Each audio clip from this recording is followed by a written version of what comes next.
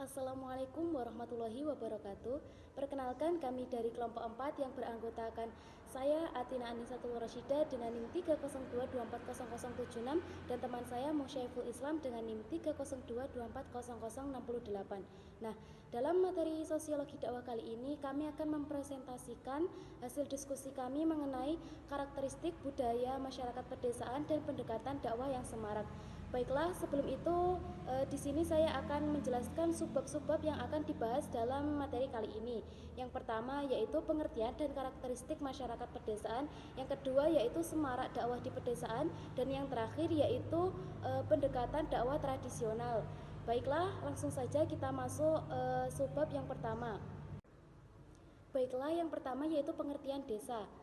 Menurut Undang-Undang Nomor 5 Tahun 1979 tentang pemerintah daerah, desa adalah suatu wilayah yang ditempati oleh sejumlah penduduk sebagai kesatuan masyarakat hukum yang mempunyai organisasi pemerintahan terendah, yaitu langsung di bawah camat, dan berhak menyelenggarakan rumah tangganya sendiri dalam Ikatan Negara Kesatuan Republik Indonesia.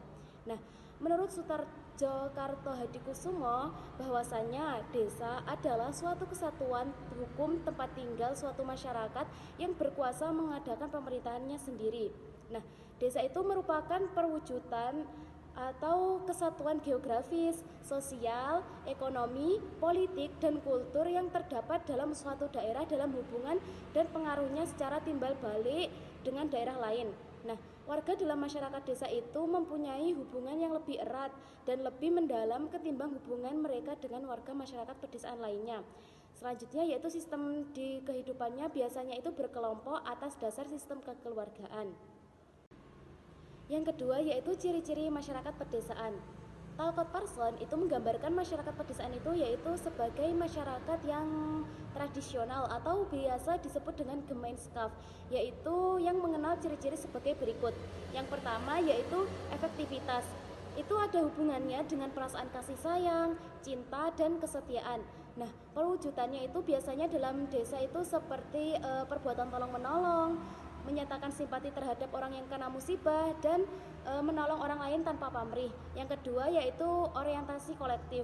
Nah, sifat ini merupakan konsekuensi dari efektivitas, yaitu mereka mementingkan kebersamaan, tidak menonjolkan diri, dan tidak suka orang lain yang berbeda pendapat. Nah, intinya semua itu harus memperlihatkan keseragaman atau persamaan.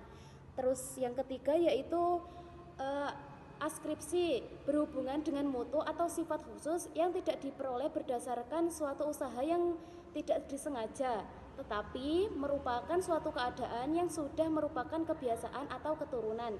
Dan yang terakhir yaitu kekaburan atau diffuseness, adalah sesuatu yang tidak jelas terutama dalam hubungan antara pribadi tanpa ketegasan yang dinyatakan eksplisit. Nah, masyarakat desa itu menggunakan bahasa tidak langsung untuk menunjukkan sesuatu. Dari uraian tersebut, Talcott Parsons memperlihatkan bahwa desa itu masih murni masyarakatnya tanpa pengaruh dari luar.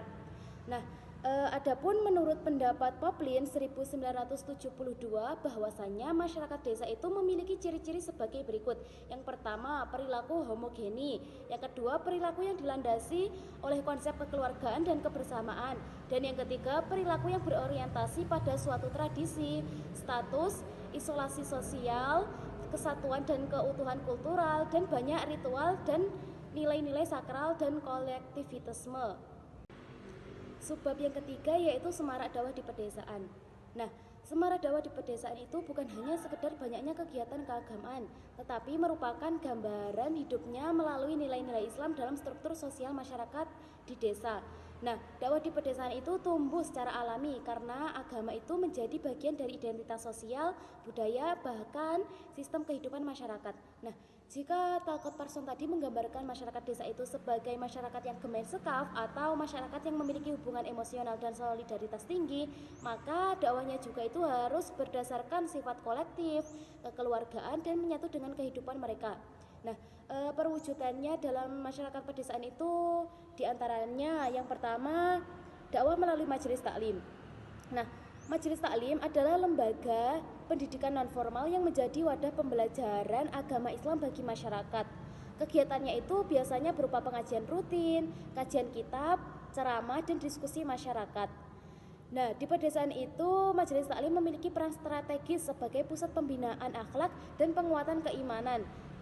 Melalui majelis taklim ini, masyarakat desa tidak hanya memperoleh ilmu agama, tetapi juga membangun solidaritas sosial dan ukhuwah Islamiyah. Nah, contohnya itu di desa A mengadakan pengajian rutin setiap malam Jumat yang menjadi tradisi bukan hanya memperdalam pemahaman agama, tetapi juga mempererat hubungan antara warga. Nah, majelis taklim itu biasanya juga menjadi ruang konsultasi bagi masyarakat tentang masalah keluarga maupun sosial, sehingga fungsinya itu meluas sebagai pembinaan pusat umat. Selanjutnya, yang kedua yaitu dakwah melalui tradisi dan budaya lokal. Dakwah melalui tradisi dan budaya lokal adalah metode penyampaian ajaran Islam dengan memanfaatkan kearifan dan kebiasaan masyarakat setempat sebagai media dakwah. Nah, pendekatan ini membuat dakwah mudah diterima karena tidak memutus budaya yang sudah mengakar, melainkan mengisinya dengan nilai-nilai ajaran Islam. Nah, strategi dakwah ini biasanya dicontohkan seperti Wali Songo, yaitu contohnya Sunan Kalijaga yang ketika menyebarkan agama Islam itu menggunakan seni dan budaya seperti wayang dan tembang Jawa. Nah, di pedesaan itu bentuknya dapat berupa yang pertama pengajian dalam rangka memperingati Isra Mi'raj, yang kedua tahlilan, yasinan yang disertai dengan tausiah, dan yang terakhir kesenian itu biasanya seperti hadroh. Nah, dengan cara ini dakwah itu tidak terasa menggurui, tetapi menyatu dengan kehidupan masyarakat, dan nilai-nilai agama pun masuk secara perlahan melalui kebiasaan masyarakat desa yang sudah dikenal. Dan yang ketiga yaitu dakwah melalui pendidikan. Dakwah melalui pendidikan adalah upaya menanamkan nilai-nilai Islam secara sistematis melalui lembaga pendidikan formal maupun non-formal. Seperti contohnya lembaganya itu Taman Pendidikan Al-Quran atau TPQ, Madrasah Diniyah atau Madin, dan pesantren. Nah, ketiga lembaga pendidikan tersebut memiliki peran besar dalam membentuk generasi yang religius dan berakhlak mulia.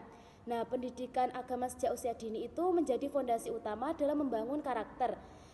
Biasanya itu di desa banyak ustadz yang membuka tempat pengajian anak-anak setiap sore di masjid atau di rumahnya mereka sendiri.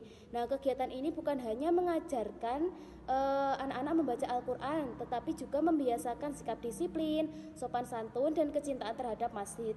Nah, dari sinilah lahir akan generasi yang tidak hanya cerdas secara spiritual, tetapi juga kuat secara intelektual. Baiklah, pemaparan subbab selanjutnya akan disampaikan oleh teman saya yaitu Mas Ipul. Monggo.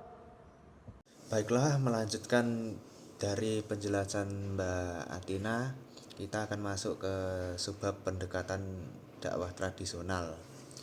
Metode tradisional adalah dakwah yang disampaikan secara langsung seperti ceramah, khutbah, serta pidato secara tatap muka. Dan cara ini merupakan cara yang paling membekas serta efektif karena seorang dai langsung berhadapan dengan mad'u, dan seorang mad'u akan merasakan nikmatnya mendapat ilmu serta keberkahan dari para alim ulama. Berikut 3 dakwah metode tradisional. Yang pertama, dakwah bil hikmah dengan kebijaksanaan. Metode ini menekankan pada kearifan, hikmah, dan pendekatannya sesuai dengan kondisi psikologi serta budaya objek dakwah mad'u. Di pedesaan, hal ini sangat penting karena masyarakat memiliki sifat yang kaku terhadap adat, namun sangat ramah jika didekati dengan cara yang tepat.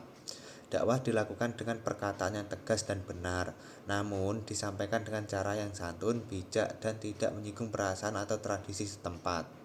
Contohnya, seorang pendakwah tidak langsung melarang ritual adat yang sudah turun-temurun, melainkan ikut serta dalam kegiatan kemasyarakatan tersebut, seperti gotong royong atau takziah, untuk membangun kedekatan emosional afektivitas sebelum perlahan-lahan memasuki nilai-nilai Islam ke dalamnya. Yang kedua, dakwah bilisan dengan ucapan. Metode ini adalah bentuk dakwah paling umum di desa, di mana pesan disampaikan melalui kata-kata secara langsung dalam pertemuan tatap muka. Mengingat masyarakat desa menggunakan bahasa yang seringkali tidak langsung dan sangat menghormati nasihat tokoh agama, metode ini sangat efektif. Penyampaian ajaran Islam melalui komunikasi lisan seperti ceramah, nasihat pribadi, khutbah Jumat, atau pengajar rutin. Contohnya pengajian di majelis taklim atau musola yang dipimpin oleh seorang kiai atau ajengan. Karena kekuasaan di desa sering terpusat pada individu tokoh agama, nasihat lisan dari mereka dalam acara syukuran atau tahlil sangat didengar dan membekas bagi warga desa. Yang ketiga, bil kolam dengan tulisan. Meskipun masyarakat desa kental dengan tradisi lisan, dakwah melalui lisan tetap menjadi bagian dari pelestarian ilmu yang diwariskan oleh para ulama pendahulu. Dakwah yang dilakukan melalui tulisan baik berupa kitab, buku, artikel maupun pesan-pesan singkat di media sosial atau selebaran yang dapat dibaca berulang kali.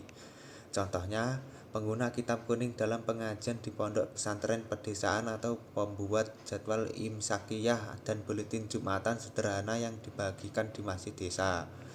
Tulisan ini berfungsi sebagai rujukan tetap di tengah-tengah masyarakat yang memegang teguh nilai-nilai sakral dan tradisi.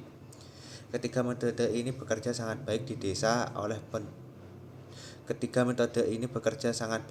karena mendukung sistem kehidupan yang berkelompok berdasarkan asas kekeluargaan dan kolektivisme. Jadi kesimpulannya, masyarakat pedesaan merupakan komunitas yang memiliki ikatan emosional yang kuat, solidaritas tinggi, dan kehidupan yang berlandasan kekeluargaan, serta dijelaskan oleh Talcott Pearson dan Ferdinand Tonis. Masyarakat desa bercirikan kolektivisme tradisional dan menjunjung harmonis sosial. Dalam konteks ini, dakwah di pedesaan tumbuh secara alami karena agama menyatu dengan kehidupan sehari-hari. Dakwah hadir melalui majelis taklim, tradisi lokal, pendidikan, serta dakwah sosial, bilal. Metode tradisional seperti bil hikmah, bil lisan, dan bil kolam efektif karena sesuai dengan karakter masyarakat desa yang menghormati tokoh agama dan nilai kebersamaan. Dengan demikian, semarak dakwah di pedesaan bertumpu pada kedekatan sosial, keteladanan, dan integrasi nilai Islam dalam budaya masyarakat. Cukup sekian presentasi dari kelompok 4. Apabila ada kurang lebihnya, kami mohon maaf yang sebesar-besarnya. Wallahu muwaffiq ila aqwamit thoriq. Wassalamualaikum warahmatullahi wabarakatuh.